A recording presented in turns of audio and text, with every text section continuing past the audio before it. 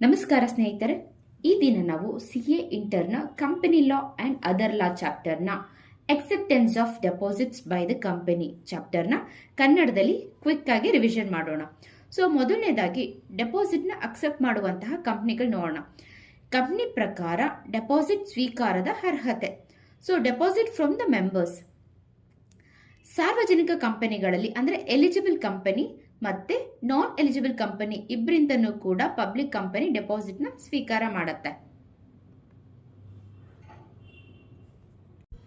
ಆದ್ರೆ ಪ್ರೈವೇಟ್ ಕಂಪನಿಗಳು ತಮ್ಮ ಸದಸ್ಯರಿಂದ ಅಂದ್ರೆ ಮೆಂಬರ್ಸ್ ಇಂದ ಮಾತ್ರ ಡೆಪಾಸಿಟ್ ಸ್ವೀಕಾರ ಮಾಡಬಹುದು. Deposit from the public. ಕೇವಲ ಅರ್ಹ ಸಾರ್ವಜನಿಕ ಕಂಪನಿಗಳು ಅಂದ್ರೆ ಎಲಿಜಿಬಲ್ ಪಬ್ಲಿಕ್ ಕಂಪನಿ ಮಾತ್ರ ಸಾರ್ವಜನಿಕರಿಂದ ಅಂದ್ರೆ ಪಬ್ಲಿಕ್ ನಿಂದ ಡೆಪಾಸಿಟ್ ನ ಪಡೆಯೋದಕ್ಕೆ ಅವಕಾಶವಿದೆ. ಸಾಮಾನ್ಯ ಸಾರ್ವಜನಿಕ ಕಂಪನಿಗಳು ಮತ್ತು ಖಾಸಗಿ ಕಂಪನಿಗಳು ಪಬ್ಲಿಕ್ ಇಂದ ನೇರವಾಗಿ ಹಣನ ಅಂದ್ರೆ ಡೆಪಾಸಿಟ್ ನ ಪಡೆಯುವಂತಿಲ್ಲ. Section 2 subsection 31 includes. ಕಂಪನಿಯು ಅಡ್ವಾನ್ಸ್ ಆಗಿ ಸಾಲದ ರೂಪದಲ್ಲಿ ಅಥವಾ ಯಾವುದೇ ಇತರ ರೂಪದಲ್ಲಿ ಸ್ವೀಕರಿಸುವಂತಹ ಹಣವನ್ನ ಇದು ಒಳಗೊಂಡಿರುತ್ತೆ. Does not include. ಭಾರತೀಯ ರಿಸರ್ವ್ ಬ್ಯಾಂಕ್ RBI ಜೊತೆ ಸಮಾಲೋಚಿಸಿ ಸೂಚಿಸಲಾದ ಕೆಲವು ನಿರ್ದಿಷ್ಟ ಹಣದ ಮೊತ್ತಗಳನ್ನು ಡೆಪಾಸಿಟ್ ಅಂತ ಪರಿಗಣಿಸಲಾಗೋದಿಲ್ಲ. Amount not considered as deposit ಅಂದ್ರೆ ಇದು ಡೆಪಾಸಿಟ್ ಅಂತ ಪರಿಗಣಿಸದೇ ಇರುವಂತಹ ಮೊತ್ತಗಳು. ಕೆಳಗಿನ ಮೂಲಗಳಿಂದ ಬರುವ ಹಣವನ್ನ ಡೆಪಾಸಿಟ್ ಅಂತ ಕರೆಯಲಾಗೋದಿಲ್ಲ.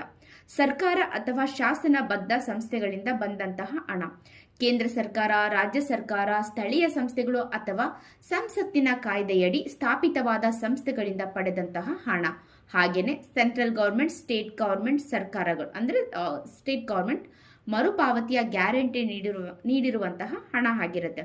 ವಿದೇಶಿ ಮೂಲಗಳಿಂದ ಬಂದ ಹಣ, ವಿದೇಶಿ ಸರ್ಕಾರಗಳು, ವಿದೇಶಿ ಅಥವಾ ಅಂತಾರಾಷ್ಟ್ರೀಯ ಬ್ಯಾಂಕುಗಳು, ಬಹುಪಕ್ಷೀಯ ಹಣಕಾಸು ಸಂಸ್ಥೆಗಳು, ವಿದೇಶಿ ನಾಗರಿಕರು ಮತ್ತು ವಿದೇಶಿ ಕಾರ್ಪೊರೇಟ್ಗಳಿಂದ ಫೆಮಾ ಇಂದ ಬಂದಂತಹ ಹಣ.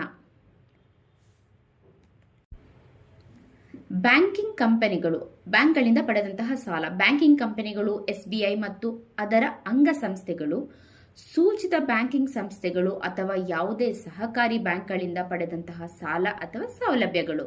ಸಾರ್ವಜನಿಕ ಹಣಕಾಸು ಸಂಸ್ಥೆಗಳಿಂದ ಪಡೆದಂತಹ ಸಾಲ.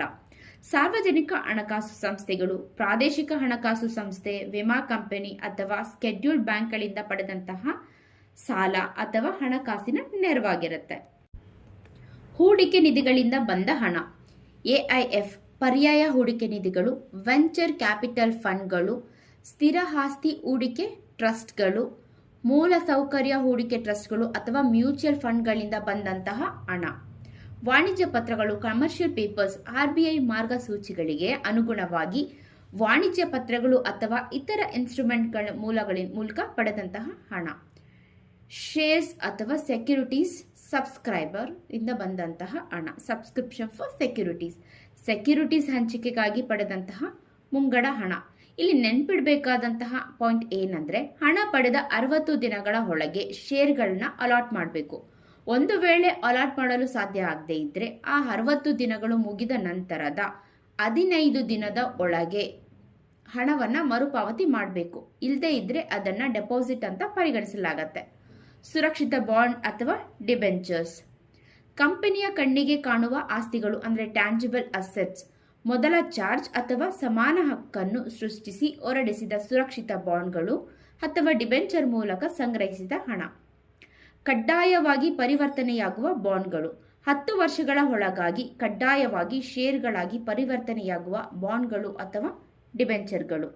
ನಾನ್ convertible debentures not constituting charge on asset of company and listed on recognised stock exchange as per SEBI regulations. ಪರಿವರ್ತಿಸಲಾಗದ ಡಿಬೆಂಚರ್ಗಳು. ಕಂಪನಿಯ ಆಸ್ತಿಗಳ ಮೇಲೆ ಯಾವುದೇ ಚಾರ್ಜ್ ಹೊಂದಿರದ ಆದ್ರೆ ಸೆಬಿ ನಿಯಮಾವಳಿಗಳ ಪ್ರಕಾರ ಮಾನ್ಯತೆ ಪಡೆದ ಷೇರು ಮಾರುಕಟ್ಟೆಯಲ್ಲಿ ಸ್ಟಾಕ್ ಎಕ್ಸ್ಚೇಂಜ್ ಅಲ್ಲಿ ಪಟ್ಟಿ ಮಾಡಲಾದಂತಹ ಡಿಬೆಂಚರ್ಗಳು. ನಿರ್ದೇಶಕರಿಂದ ಬಂದ ಹಣ. ಸಾರ್ವಜನಿಕ ಕಂಪನಿಯಾಗಿದ್ರೆ ನಿರ್ದೇಶಕರಿಂದ, ಖಾಸಗಿ ಅಂದ್ರೆ ಪ್ರೈವೇಟ್ ಕಂಪನಿ ಆಗಿದ್ರೆ ನಿರ್ದೇಶಕರು ಮತ್ತೆ ಅವರ ಸಂಬಂಧಿಕರಿಂದ ಪಡೆದಂತಹ ಹಣ. ಆದ್ರೆ ಅವರು ನೀಡಿದ ಹಣವು ಬೇರೆಯವರಿಂದ ಸಾಲ ಪಡೆದ ಅಥವಾ ಡೆಪಾಸಿಟ್ ಇಟ್ಟ ಹಣ ಅಲ್ಲ ಅಂತ ಲಿಖಿತವಾಗಿ ಒಂದು ಡಿಕ್ಲರೇಷನ್ ನೀಡಬೇಕು. ಈ ವಿವರವನ್ನ ಬೋರ್ಡ್ ರಿಪೋರ್ಟ್ನಲ್ಲಿ ಪ್ರಕಟಿಸಬೇಕು. ಎಂಪ್ಲಾಯಿಯಿಂದ ಪಡೆದ ಹಣ. ಕಂಪನಿಯ ಎಂಪ್ಲಾಯಿಯಿಂದ ಆತನ ವಾರ್ಷಿಕ ಸಂಬಳದ ಮೊತ್ತವನ್ನು ಮೀರದಂತೆ ಉದ್ಯೋಗ ಒಪ್ಪಂದದ ಅಡಿಯಲ್ಲಿ ಪಡೆಯುವಂತಹ ಬಡ್ಡಿ ರಹಿತ ಸೆಕ್ಯೂರಿಟಿ ಡೆಪಾಸಿಟ್ ಆಗಿರುತ್ತೆ.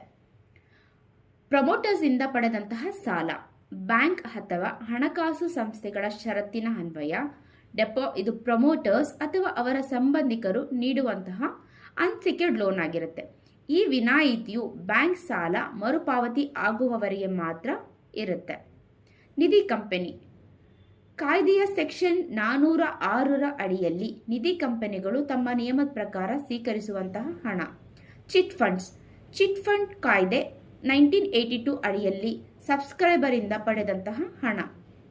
Collective investment scheme. ಸಾಮೂಹಿಕ ಹೂಡಿಕೆ ಯೋಜನೆ.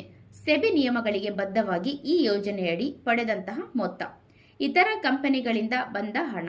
ಯಾವುದೇ ಒಂದು ಕಂಪನಿಯು ಮತ್ತೊಂದು ಕಂಪನಿಯಿಂದ ಪಡೆದಂತಹ ಹಣ. ಸ್ಟಾರ್ಟ್ಅಪ್ ಖಾಸಗಿ ಕಂಪನಿಗಳು. ಸ್ಟಾರ್ಟ್ಅಪ್ ಖಾಸಗಿ ಕಂಪನಿಯು ಒಂದೇ ಕಂತಿನಲ್ಲಿ 25 ಲಕ್ಷ ಅಥವಾ ಅದಕ್ಕಿಂತ ಹೆಚ್ಚಿನ ಮೊತ್ತವನ್ನ ಪರಿವರ್ತಕ ನೋಟ್, ಕನ್ವರ್ಟಬಲ್ ನೋಟ್ ಅಂದ್ರೆ ಷೇರುಗಳಾಗಿ ಪರಿವರ್ತಿಸಬಹುದಾದ ಅಥವಾ 5 ವರ್ಷದೊಳಗೆ ಮರುಪಾವತಿಸಬೇಕಾದಂತಹ ನೋಟ್ ಮೂಲಕ ಹಣವನ್ನ ಪಡೆದ್ರೆ ಅದನ್ನ ಡೆಪಾಸಿಟ್ ಅಂತ ಕನ್ಸಿಡರ್ ಮಾಡೋಕ್ಕಾಗಲ್ಲ. ನಾನ್ ಇಂಟ್ರೆಸ್ಟ್ ಬೇರಿಂಗ್ ಅಮೌಂಟ್. ಬಡ್ಡಿ ರಹಿತ ಮೊತ್ತ. ಬಡ್ಡಿ ಇಲ್ಲದೆ ನಂಬಿಕೆ ಆಧಾರದ ಮೇಲೆ ಇಟ್ಟುಕೊಂಡಂತಹ ಹಣ. ವ್ಯವಹಾರದ ಸಂದರ್ಭದಲ್ಲಿ ಸ್ವೀಕರಿಸಿದ ಮುಂಗಡ ಹಣ. Amount received in course of business.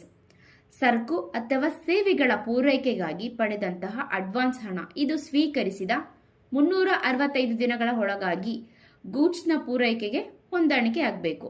ಒಪ್ಪಂದದ ಅಡಿಯಲ್ಲಿ ಸ್ಥಿರ ಆಸ್ತಿ ಖರೀದಿಸಲು ಪಡೆದಂತಹ ಅಡ್ವಾನ್ಸ್ ಹಣ ಆಗಿರುತ್ತೆ. ಸರಕು ಅಥವಾ ಸೇವೆಗಳ ಪೂರೈಕೆಯ ಒಪ್ಪಂದದ ಕಾರ್ಯಕ್ಷಮತೆಗಾಗಿ ಪಡೆದಂತಹ ಸೆಕ್ಯೂರಿಟಿ ಡೆಪಾಸಿಟ್. ದೀರ್ಘಾವಧಿ ಯೋಜನೆಯ ಅಡಿಯಲ್ಲಿ ಬಂಡವಾಳ ಸರಕುಗಳ ಅಂದರೆ ಕ್ಯಾಪಿಟಲ್ ಗೂಡ್ಸ್ನ ಪೂರೈಕೆಗಾಗಿ ಪಡೆದಂತಹ ಅಡ್ವಾನ್ಸ್ ಹಣ. ವಲಯ ನಿಯಂತ್ರಕರು ಅಂದರೆ ಸೆಕ್ಟರಲ್ ರೆಗ್ಯುಲೇಟರ್ ಅಥವಾ ಕೇಂದ್ರ ಅಥವಾ ರಾಜ್ಯ ಸರ್ಕಾರದ ನಿರ್ದೇಶನದಂತೆ ಪಡೆದಂತಹ ಅಡ್ವಾನ್ಸ್ ಹಣ. ಪ್ರಕಟಣೆ, ಪ್ರಿಂಟ್ ಅಥವಾ ಎಲೆಕ್ಟ್ರಾನಿಕ್ ಮಾಧ್ಯಮದ ಸಬ್ಸ್ಕ್ರಿಪ್ಷನ್ಗಾಗಿ ಪಡೆದಂತಹ ಹಣ.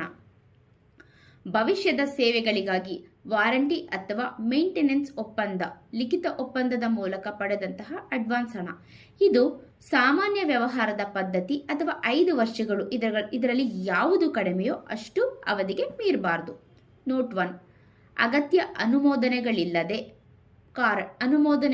ಕಾರಣ ಮೇಲಿನ ಪಾಯಿಂಟ್ ಎ, ಬಿ ಮತ್ತು ಡಿ ನಲ್ಲಿರುವ ಮೊತ್ತವನ್ನ ಮರುಪಾವತಿ ಮಾಡಬೇಕಾಗಿ ಬಂದ್ರೆ ಅದು ತಕ್ಷಣವೇ ಪಾವತಿ ಆಗಬೇಕು. ನೋಟ್ 2. ಮರುಪಾವತಿಗೆ ಬಾಕಿ ಇರುವ ದಿನಾಂಕದಿಂದ 15 ದಿನಗಳು ಕಳೆದರೂ ಹಣ ಹಿಂತಿರುಗಿಸದೇ ಇದ್ರೆ ಅದನ್ನ ಡೆಪಾಸಿಟ್ ಅಂತ ಪರಿಗಣಿಸಲಾಗತ್ತೆ. ಸೆಕ್ಷನ್ 73.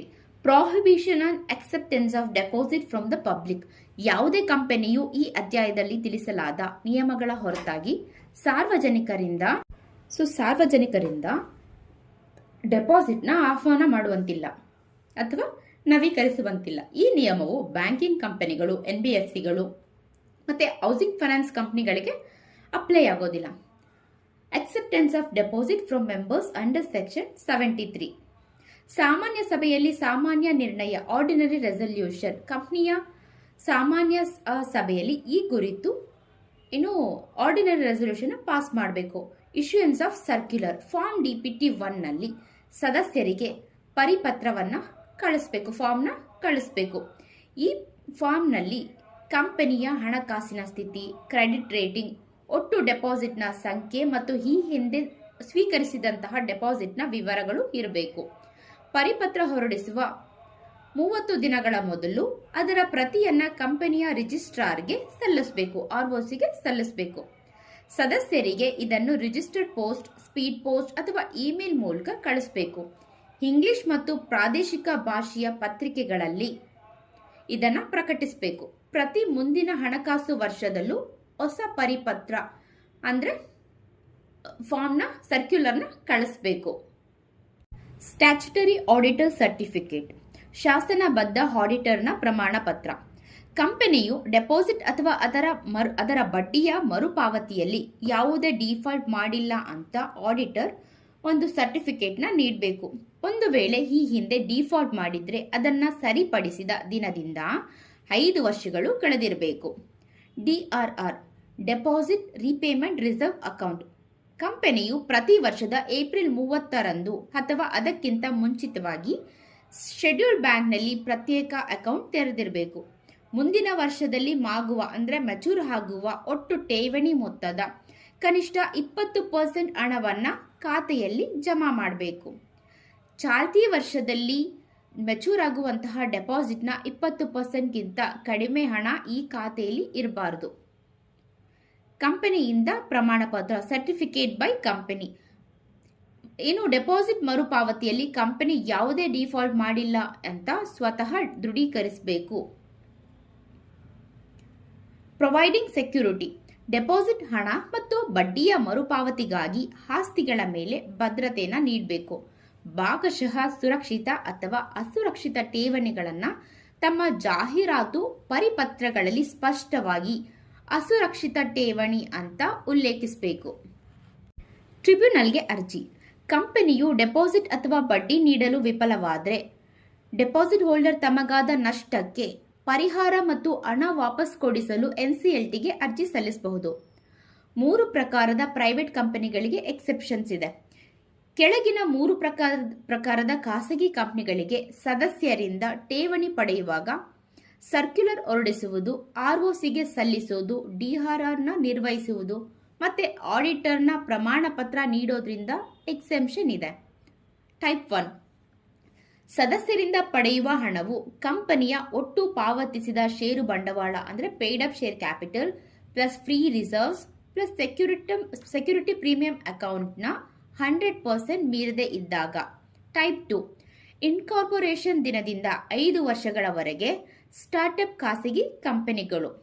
ಟೈಪ್ 3. ಕೆಳಗಿನ 3 ಷರತ್ತುಗಳನ್ನು ಪೂರೈಸುವ ಖಾಸಗಿ ಕಂಪನಿ ಬೇರೆ ಯಾವುದೇ ಕಂಪನಿಯ ಅಸೋಸಿಯೇಟ್ ಅಥವಾ ಸಬ್ಸಿಡಿಯರಿ ಆಗಿರಬಾರದು.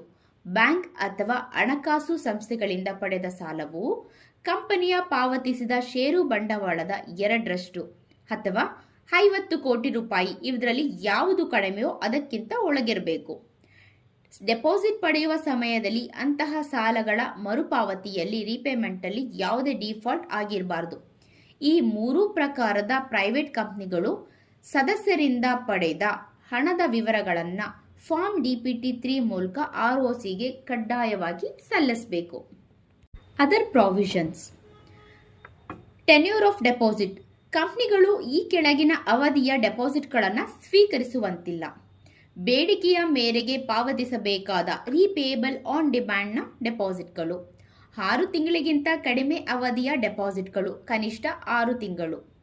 36 ತಿಂಗಳಿಗಿಂತ ಹೆಚ್ಚಿನ ಅವಧಿಯ ಠೇವಣಿಗಳು ಗರಿಷ್ಠ ಅವಧಿಯಲ್ಲಿ 36 ತಿಂಗಳುಗಳು.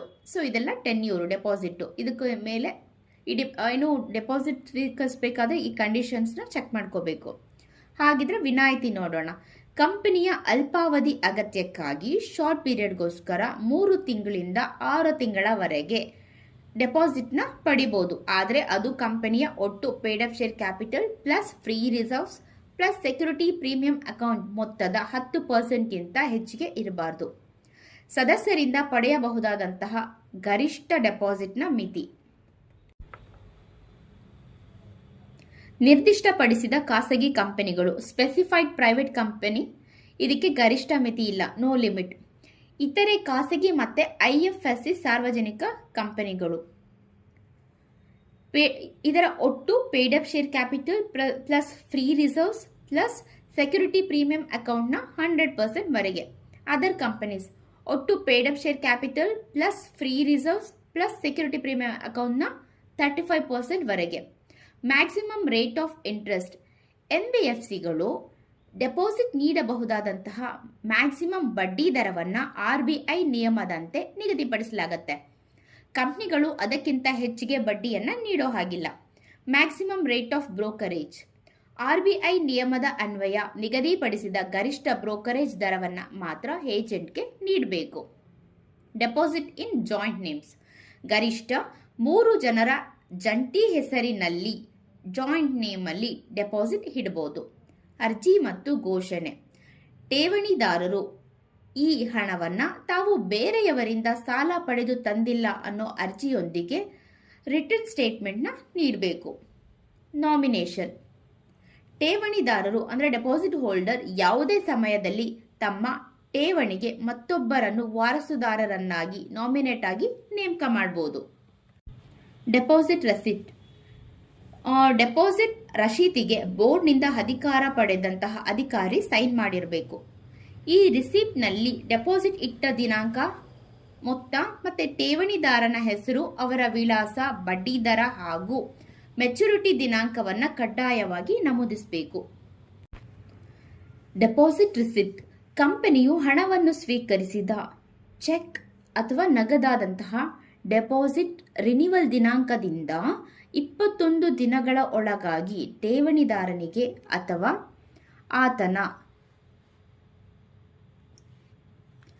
ಏಜೆಂಟ್ನಿಗೆ ಕಡ್ಡಾಯವಾಗಿ ಡೆಪಾಸಿಟ್ ರಿಸಿಪ್ಟ್ನ ನೀಡಬೇಕು.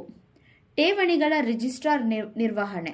ಠೇವಣಿಗಳನ್ನು ಡೆಪಾಸಿಟನ್ನು ಸ್ವೀಕರಿಸುವ ಪ್ರತಿಯೊಂದು ಕಂಪನಿಯು ತನ್ನ ರಿಜಿಸ್ಟರ್ ಆಫೀಸ್ನಲ್ಲಿ ರಿಜಿಸ್ಟರ್ ಆಫ್ ಡೆಪಾಸಿಟ್ ಅನ್ನು ಕಡ್ಡಾಯವಾಗಿ ರಿಜಿಸ್ಟರ್ ಮಾಡ್ಕೋಬೇಕು.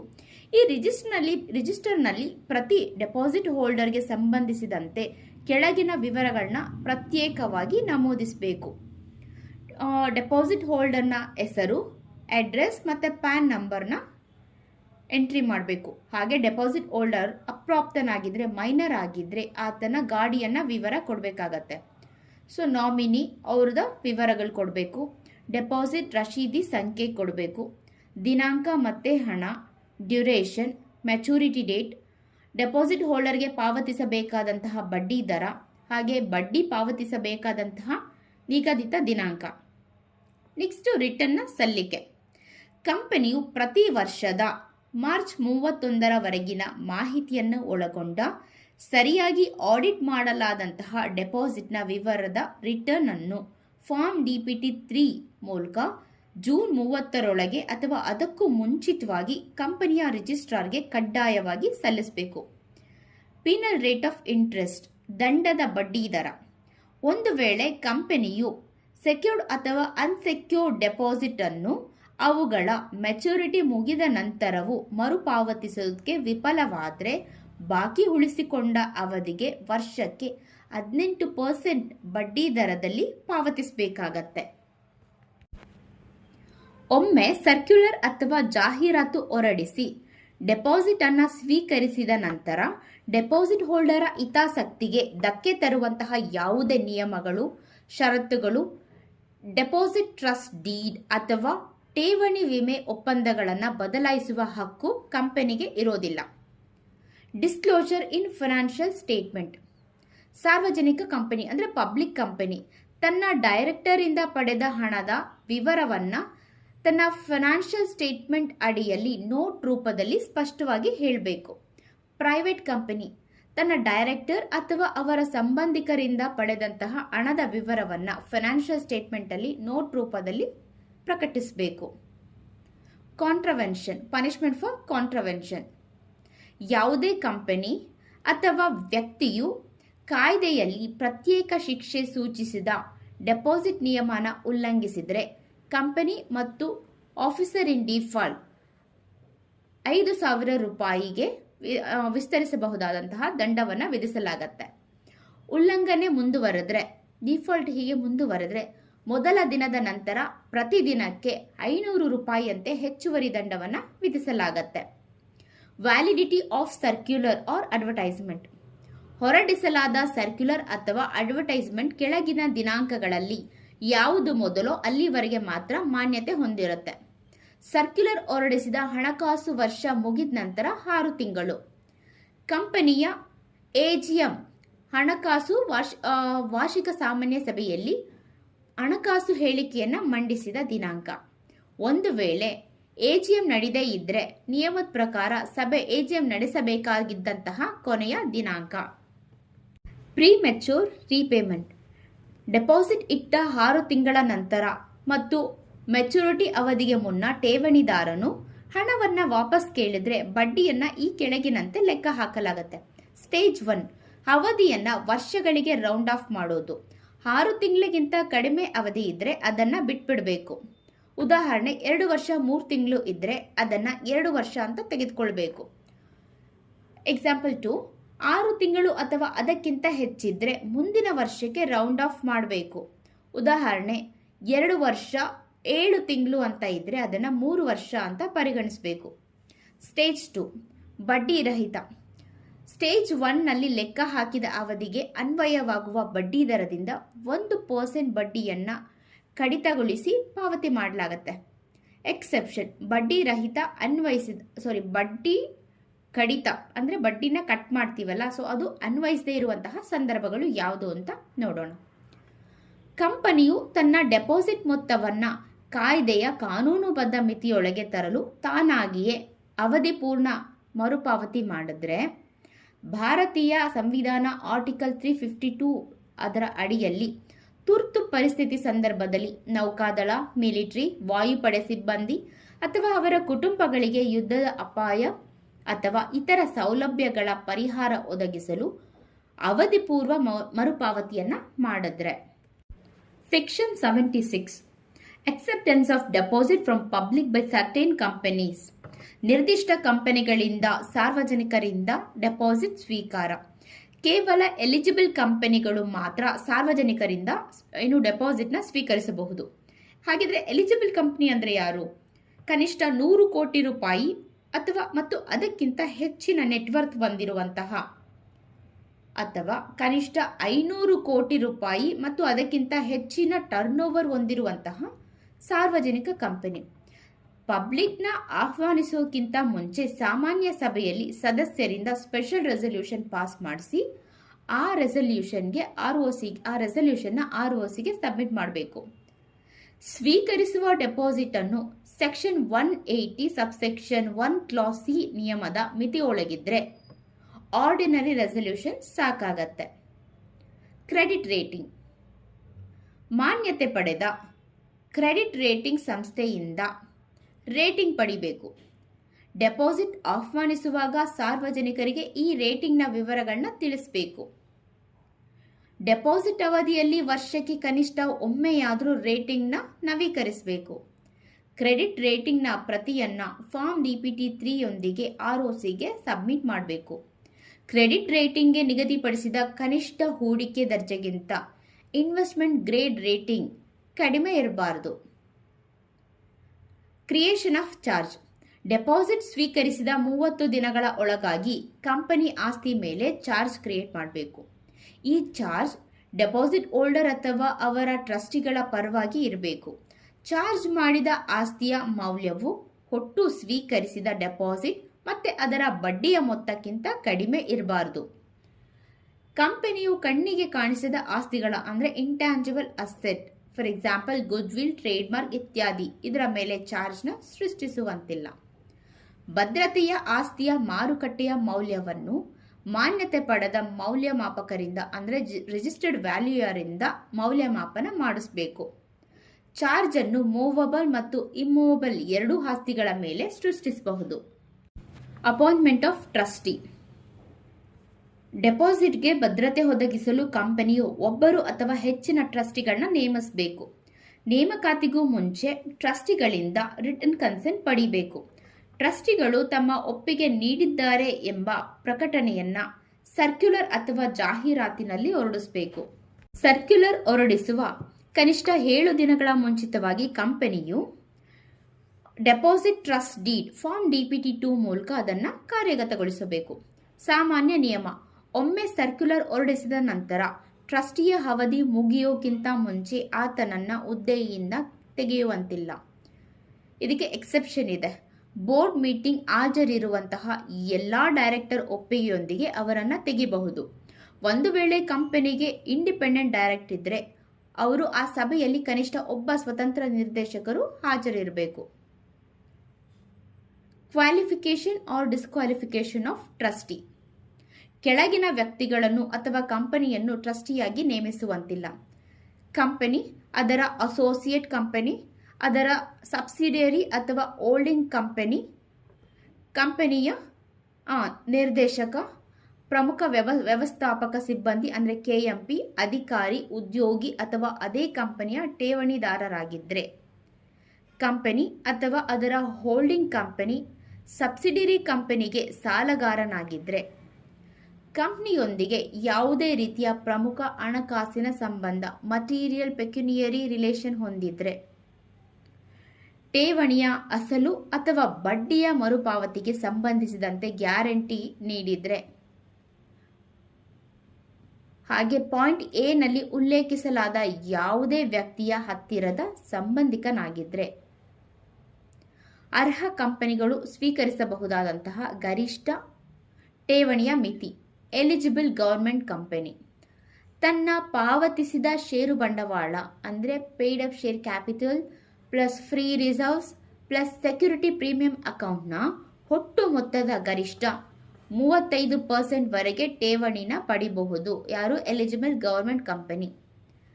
ಇತರೆ ಅರ್ಹ ಕಂಪನಿಗಳು ಅಂದರೆ ಇದು ಗವರ್ಮೆಂಟ್ ಕಂಪನಿ ಅಲ್ಲ, ಇವರು ತಮ್ಮ ಸದಸ್ಯರಿಂದ from the members total paid up share capital free reserves plus security premium ಅಕೌಂಟ್ನ ಗರಿಷ್ಠ 10% ವರೆಗೆ ಮತ್ತು ಫ್ರಮ್ ದ ಪಬ್ಲಿಕ್ ಒಟ್ಟು paid up share capital plus free reserves plus security premium ಅಕೌಂಟ್ನ ಗರಿಷ್ಠ 25% ವರೆಗೆ. ಜಾಹೀರಾತು ರೂಪದಲ್ಲಿ ಸರ್ಕ್ಯುಲರ್ ಹೊರಡಿಸೋದು. ಇಂಗ್ಲಿಷ್ ಮತ್ತು ವರ್ನಾಕ್ಯುಲರ್ ಭಾಷೆಯಲ್ಲಿ ಪತ್ರಿಕೆಗಳನ್ನ ಪ್ರಕಟಿಸಬೇಕು. ಇದನ್ನು ಫಾರ್ಮ್ DPT 1 ನಲ್ಲಿ ನೀಡಬೇಕು. ಕಂಪನಿಯ ವೆಬ್ಸೈಟ್ ಇದ್ದರೆ ಅದರಲ್ಲಿ ಪ್ರದರ್ಶಿಸಬೇಕು. ಕಂಪನಿಯ ಡೈರೆಕ್ಟರ್ ಮಂಡಳಿಯ ಹೆಸರಿನಲ್ಲಿ ಹೊರಡಿಸಬೇಕು. ಇದನ್ನು ಪ್ರಕಟಿಸುವ ಕನಿಷ್ಠ 30 ದಿನಗಳ ಮುಂಚಿತವಾಗಿ ಇದರ ಕಾಪಿಯನ್ನು ROCಗೆ ರಿಜಿಸ್ಟರ್ಗೋಸ್ಕರ ಸಲ್ಲಿಸಬೇಕು. ಮೆಜಾರಿಟಿ ಆಫ್ ದ ಡೈರೆಕ್ಟರ್ ಇದಕ್ಕೆ ಸೈನ್ ಮಾಡಿರಬೇಕು. ಪ್ರತಿ ಮುಂದಿನ ಹಣಕಾಸು ವರ್ಷಕ್ಕೂ ಹೊಸ ಪರಿಪತ್ರ ಅಂದರೆ ಸರ್ಕ್ಯುಲರ್ನ ಹೊರಡಿಸಬೇಕು. ಡಿಫರೆನ್ಸು: ಜಾಹೀರಾತು ಹೊರಡಿಸಿದ ದಿನಾಂಕ ಪತ್ರಿಕೆಯಲ್ಲಿ ಜಾಹೀರಾತು ಪ್ರಕಟವಾದ ದಿನಾಂಕಕ್ಕೆ ಈಕ್ವಲ್ ಆಗಿರಬೇಕು. ಸರ್ಕ್ಯುಲರ್ ಹೊರಡಿಸಿದ ದಿನಾಂಕ ಸದಸ್ಯರಿಗೆ ಪರಿಪತ್ರವನ್ನು ಅಂದರೆ ಸರ್ಕ್ಯುಲರ್ನ ರವಾನೆ ಮಾಡಿದಂತಹ ಅಂದರೆ ಡಿಸ್ಪ್ಯಾಚ್ ಮಾಡಿದಂತಹ ದಿನಾಂಕ. ಅವಧಿಗೆ ಮುನ್ನ ನವೀಕರಣ. ಡೆಪಾಸಿಟ್ ಹೋಲ್ಡರ್ ಹೆಚ್ಚಿನ ಬಡ್ಡಿ ಗಳಿಸುವ ಉದ್ದೇಶದಿಂದ ತನ್ನ ಡೆಪಾಸಿಟ್ ಅನ್ನು ಅವಧಿ ಮುಗಿಯೋಕ್ಕಿಂತ ಮುಂಚೆನೆ ಅದನ್ನು ಇನ್ನೂ ದೀರ್ಘಾವಧಿಗೆ ನವೀಕರಿಸಲು ರಿನ್ಯೂ ಮಾಡಲು ಬಯಸಿದರೆ ಕಂಪನಿ ಆತನಿಗೆ ಹೆಚ್ಚಿನ ಬಡ್ಡಿ ದರವನ್ನು ಪಾವತಿಸಬೇಕು.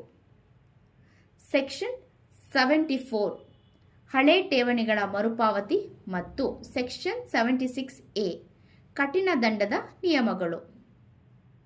ಕಾಯ್ದೆ ಜಾರಿಗೆ ಬರುವ ಮುನ್ನ ಸ್ವೀಕರಿಸಿದ ಠೇವಣಿಗಳ ಮರುಪಾವತಿ.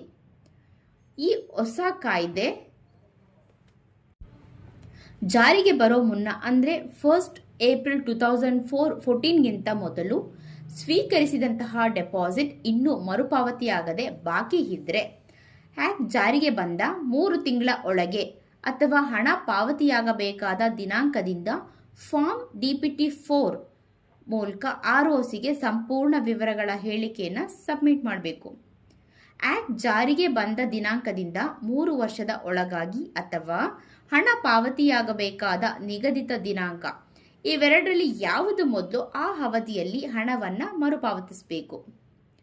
ಕಂಪನಿಯು ಅಪ್ಲಿಕೇಶನ್ ಸಲ್ಲಿಸಿದರೆ ಕಂಪನಿಯ ಹಣಕಾಸಿನ ಸ್ಥಿತಿಯನ್ನು ಪರಿಶೀಲಿಸಿ ಟ್ರಿಬ್ಯುನಲ್ NCLT ಮರುಪಾವತಿಯ ಅವಧಿಯನ್ನು ವಿಸ್ತರಿಸಬಹುದು. ಮರುಪಾವತಿ ಮಾಡದೇ ಇದ್ದರೆ ಶಿಕ್ಷೆ. ಕಂಪನಿಗೆ ಕನಿಷ್ಠ 1 ಕೋಟಿ ರೂಪಾಯಿಗಿಂತ ಗರಿಷ್ಠ 1 ಕೋಟಿ ರೂಪಾಯಿಯಿಂದ ಮ್ಯಾಕ್ಸಿಮಮ್ 10 ಕೋಟಿ ರೂಪಾಯಿವರೆಗೆ ದಂಡ ಇರುತ್ತೆ. ಆಫೀಸರ್ ಇನ್ ಡಿಫಾಲ್ಟ್ ಗರಿಷ್ಠ ಅಂದರೆ ಮ್ಯಾಕ್ಸಿಮಮ್ 7 ವರ್ಷದವರೆಗೆ ಜೈಲು ಶಿಕ್ಷೆ ಅಥವಾ ಮಿನಿಮಮ್ 25 ಲಕ್ಷ ರೂಪಾಯಿಯಿಂದ ಮ್ಯಾಕ್ಸಿಮಮ್ 2 ಕೋಟಿ ರೂಪಾಯಿವರೆಗೆ ದಂಡ ಅಥವಾ ಜೈಲು ಮತ್ತು ದಂಡ ಎರಡನ್ನೂ ಕೂಡ ವಿಧಿಸಬಹುದು. ಪನಿಷ್ಮೆಂಟ್ನ ನೋಟ್ ಮಾಡ್ಕೊಳ್ಳಿ. ಸೆಕ್ಷನ್ 73 ಅಥವಾ ಸೆಕ್ಷನ್ 76ರ ಉಲ್ಲಂಘನೆಗೆ ಶಿಕ್ಷೆ. ಯಾವುದೇ ಕಂಪನಿಯು ನಿಯಮ ಮೀರಿ ಠೇವಣಿ ಪಡೆದರೆ, ಡೆಪಾಸಿಟ್ನ ಪಡೆದರೆ ಅಥವಾ ಮರುಪಾವತಿಯಲ್ಲಿ ಡಿಫಾಲ್ಟ್ ಮಾಡಿದರೆ ವಿಧಿಸುವಂತಹ ಶಿಕ್ಷೆ.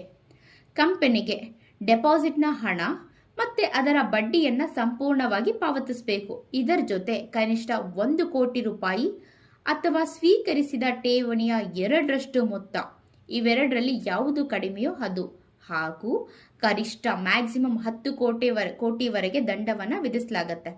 ಆಫೀಸರ್ಸ್ ಇನ್ ಡಿಫಾಲ್ಟ್, ಇಲ್ಲಿ ಮ್ಯಾಕ್ಸಿಮಮ್ 7 ವರ್ಷದವರೆಗೆ ಜೈಲು ಶಿಕ್ಷೆ ಮತ್ತು ಕನಿಷ್ಠ 25 ಲಕ್ಷ ರೂಪಾಯಿಯಿಂದ ಗರಿಷ್ಠ 2 ಕೋಟಿ ರೂಪಾಯಿವರೆಗೆ ಕಡ್ಡಾಯವಾಗಿ ದಂಡ. ಒಂದು ವೇಳೆ ಅಧಿಕಾರಿಯು ಸಾರ್ವಜನಿಕರನ್ನ ಅಥವಾ ಕಂಪನಿಯನ್ನ ವಂಚಿಸುವ ಉದ್ದೇಶದಿಂದ ಬೇಕಂತನೇ ನಿಯಮನ ಉಲ್ಲಂಘನೆ ಮಾಡಿರೋದು ಸಾಬೀತಾದರೆ ಆತನಿಗೆ ಸೆಕ್ಷನ್ 447 ಅಡಿಯಲ್ಲಿ ನೇರವಾಗಿ ಹೊಣೆಗಾರರನ್ನಾಗಿ ಮಾಡಲಾಗತ್ತೆ. ಕ್ಯಾಲ್ಕುಲೇಷನ್ ಆಫ್ ನೆಟ್ವರ್ತ್, ಇಲ್ಲಿ paid up share capital plus all reserves created out of profit, add security premium account, add credit balance of profit and loss account, less debit balance of profit and loss account, less value accumulated losses, less deferred expenditure and miscellaneous expenditure not written off. ಹಾಗೆ ಒಂದು note ಇದೆ, ಆಸ್ತಿಗಳ ಮರುಮೌಲ್ಯಮಾಪನದಿಂದ ಸೃಷ್ಟಿಯಾದಂತಹ ಮೀಸಲು ನಿಧಿ, reserves created out of revaluation of assets, depreciation write back ಮತ್ತೆ ಕಂಪನಿಯ ವಿಲೀನದಿಂದ ಅಂದರೆ ಅಮಲ್ಗಮೇಷನ್ನಿಂದ ಬಂದಂತಹ ಮೀಸಲು ಮೊತ್ತವನ್ನು ನೆಟ್ವರ್ತ್ಗೆ ಲೆಕ್ಕ ಹಾಕಬೇಕಾದ್ರೆ ಸೇರಿಸಬಾರ್ದು. ಇವತ್ತಿನ ಡೆಪಾಸಿಟ್ ಚಾಪ್ಟರ್ ಕ್ವಿಕ್ಕಾಗಿ ಕನ್ನಡದಲ್ಲಿ ರಿವಿಷನ್ ಮಾಡಿದ್ದೀವಿ. ಸೊ ಹೇಗಿತ್ತು ವಿಡಿಯೋ ಅಂತ ನೀವು ಕಮೆಂಟ್ ಬಾಕ್ಸಲ್ಲಿ ತಿಳಿಸಿ. ಹಾಗೆ ಚಾನಲ್ನ ಲೈಕ್ ಮಾಡಿ, ಶೇರ್ ಮಾಡಿ, ಸಬ್ಸ್ಕ್ರೈಬ್ ಮಾಡೋದನ್ನು ಮರಿಬೇಡಿ. ನಮ್ಮ ಮುಂದಿನ ವಿಡಿಯೋದಲ್ಲಿ ಸಿಗೋಣ. ಬಾಯ್ ಬಾಯ್.